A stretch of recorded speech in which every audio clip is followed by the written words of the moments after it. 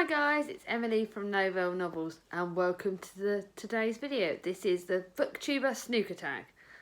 Now, I was tagged in this a very long time ago, but you guys know I've been a bit overwhelmed by my tag videos.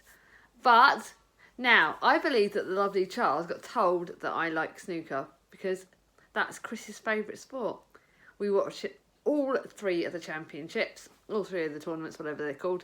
Chris knows them better than I do. And I watch them every single year. In fact, one of the years Mia was born at it, so snooker holds a very precious time for me. And I love it. I remember also watching it with my dad. It's one of the things that he really enjoyed doing. And he used to watch it with Chris. So, especially at this time of year, with the anniversary of my dad's death. I think to me, snooker is so great. So thank you for tagging me in this, Charles. I'm so looking forward to doing this. Charlie, you're an absolute angel and I love you dearly. So I hope you like my answers. So here we go, shall we? You know me, looking at my notes for the prompts on this. Now, I'm warning you guys, I don't have all the books for all the answers on this, so sorry, but a lot of them, I know them. Okay, so here we go. We start with red. Name a book that made you see red. Normal People by Sally Rooney. I hated it. I am so sorry, guys. I know a lot of you liked it. I bought it almost full price from like Tesco's and I was like, oh, I'm going to love this. Everyone's raved about it. And oh my God, I got so annoyed at it. I literally was like, put the blooming book down. So that was one book that I definitely saw read out. So Normal People for that one. Yellow, name a book that has a summer theme or that you want to read in summer.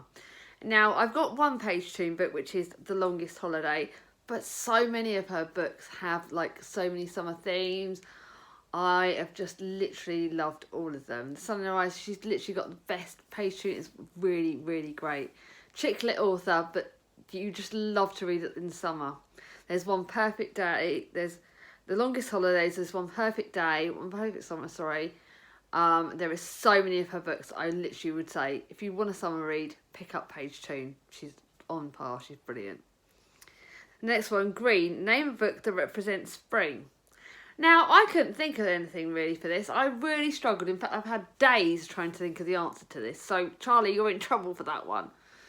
But I picked this book. It's one that I picked up because Simone likes Lucy Diamond. So this is On a Beautiful Day. I haven't read this yet, but look at the flowers on it. It looks so beautiful. Can you see? It's such a beautiful thing. And I think to me, spring is the flowers coming out. I could have also said Call the Midwife because, again, it's babies being born. It's things like that. So to me, spring brings new life, brings birthdays for me. So, yeah, I think this one looks really perfect for spring, don't you? The next one is brown. Name a book that had a sombre or serious theme. Now, again, I've read a lot of books recently that could answer that. But the one I picked is A Monster Calls by Patrick Ness.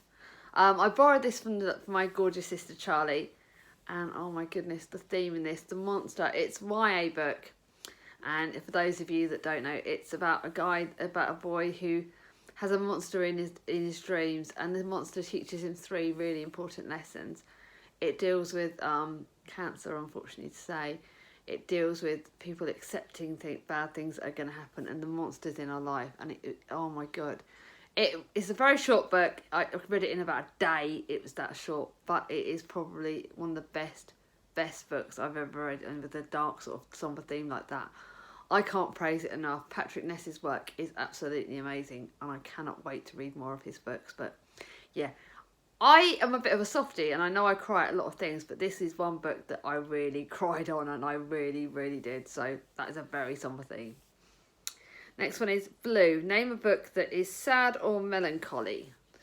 I think I'm going to go with When a Breath Becomes Air. It is a very sad book. It's a book about a man who was a surgeon, very prominent. He had a career ahead of him with surgery, with doctors. And then, again, he got cancer. And it was his story. And at the end, it's written on behalf of his wife when he couldn't actually finish this book. And it's got bits either end. So that's a very, very sad book.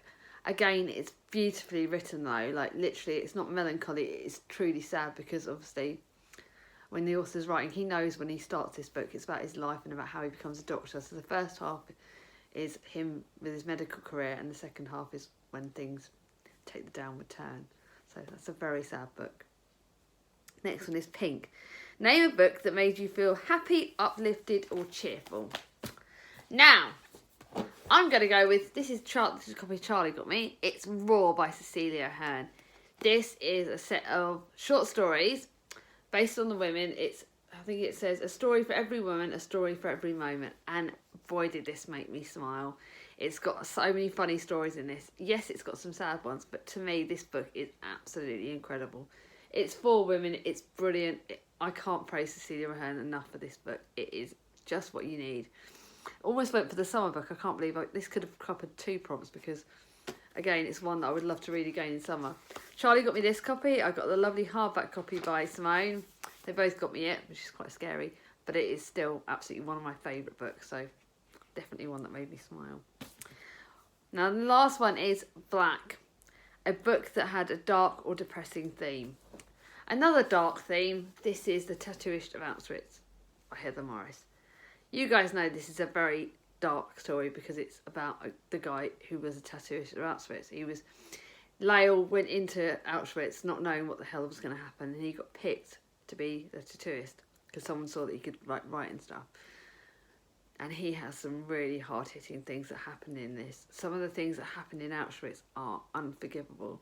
The fact that this is true life, it talks about really some of the worst times in those concentration camps. It talks about that horrific guy that led the hospital wings. It talks about rape. It talks about, obviously, racism. It talks about so many things, the Nazis and stuff like that, and what happened in Germany, what happened in that whole area. Because it wasn't just Germany, it was like all the areas around those concentration camps. I liked the Diary of Anne Frank, and this is another one that goes alongside that sort of era, and I think it's brilliant. It's one of my favourite books of the year, but it's very dark, it's very depressing. But again, it's one that I will reread over and over again. So, this is a short video. That covers all the prompts. But I am going to tag 3 people for this. But I don't know if there's any of you, the rest of you, who want to do this. But because it's quite a fun one, it's quite an easy one, quite a short tag video. So here we go. Shall I tell you who I'm tagging? First of all, I'm going to tag Charlotte from Books and Bargains. Sorry, she's just recently changed her channel name. She was on a shoestring, so if you're looking for her. I think I'm going to tag Simone. I'm going to go boring, but Simone is someone that's really fun, and I think she'll like this. And good old Clint, gotta tag that guy. He's going to hate me for the amount of videos I'm tagging him in, but I look forward to seeing all your answers. I hope you all do this. I hope you enjoyed this video. If you did, give it a thumbs up. If you're new to my channel and not subscribed yet, ring on my ding-a-ling. And I look forward to seeing you all soon. Bye-bye.